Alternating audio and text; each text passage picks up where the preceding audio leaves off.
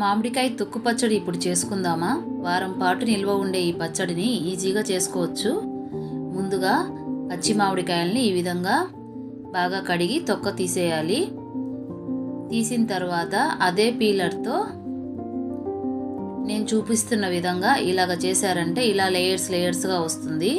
మొత్తం మామిడికాయని ఈ విధంగా తీసుకొని ముందుగా బాణలు పెట్టి స్టవ్ వెలిగించి, కొంచెం ఎక్కువగానే పడుతుందండి పచ్చడి కాబట్టి, ఆయిల్ ఒక 100 గ్రాముల పైన ఆయిల్ వేసి వెల్లుల్లిపాయలు ఒలిచిపెట్టుకొని అందులో వేయాలి.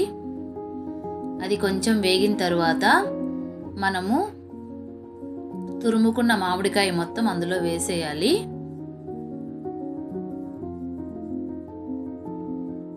ఇది చాలా టైం పడుతుందండి కాబట్టి కొంచెం ఓపికగా చేసుకోవాలి.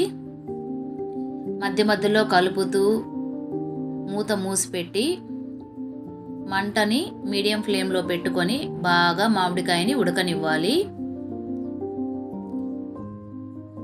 చూశారు కదా, నేను చూపించిన విధంగా కలుపుకుంటూ నేను 1 కేజీ మామిడికాయల్ని తీసుకున్నాను. ఇలా మూత పెట్టి ఆలోపు మసాలాకి మనం ప్రిపేర్ చేసుకుందాం. ఆవాలు, జీలకర్ర, మెంతులు, అలాగే కారం పొడి, అలాగే రుచికి తగ్గట్లుగా ఉప్పు పక్కన తీసి పెట్టుకున్నాను. ఆవాలు, జీలకర్ర, మెంతులు 3 మిక్సీకి వేసుకొని పౌడర్ చేసి పెట్టుకోవాలి. ఇలా మధ్య మధ్యలో కలుపుకుంటూ మామిడికాయని బాగా ఉడికి ఆయిల్ పైకి తేలేంత వరకు ఉంచుకోవాలి. టైం అయితే బాగా తీసుకుంటుందండి, ఓపిగ్గా చేసుకోవాలి. మామిడికాయ దగ్గర పడిపోయింది, చూశారు కదా. నేను మసాలా కోసం 2 స్పూన్లు ఆవాలు, 1 స్పూన్ జీలకర్ర, 1 స్పూను మెంతులు తీసుకున్నాను. దాన్ని మిక్సీ పట్టి పెట్టుకున్నాను. ఇప్పుడు అవన్నీ వేసేద్దాము.